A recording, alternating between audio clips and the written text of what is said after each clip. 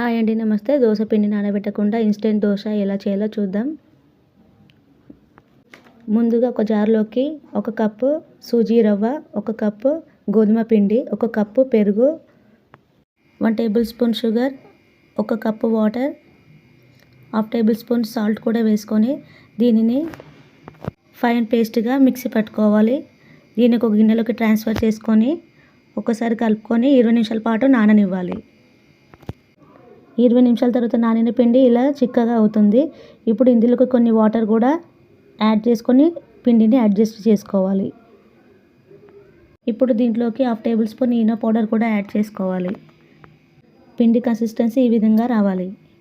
Stove పైన pan పెట్టేసుకొని దానిపైన కొన్ని వాటర్ పోసుకొని దోశ బ్యాటర్ స్ప్రెడ్ చేసుకొని దానిపైన కొంచెం ఆయిల్ వేసుకొని కొంచెం కలర్ వచ్చే వరకు వేయించుకొని తీసుకుంటే చూడండి ఇన్స్టెంట్ దోశ ఎంత చక్కగా వచ్చిందో.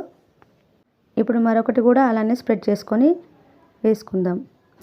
దీనిపైన కూడా ఆయిల్ వేసుకొని కొంచెం కలర్ వచ్చే వరకు కాల్చుకొని ఒక్కసారిగా తీసుకుంటే ఎంతో టేస్టీ అయిన హెల్దీ అయిన దోశ. ఒక్కసారి ఇలా ట్రై చేసి చూడండి.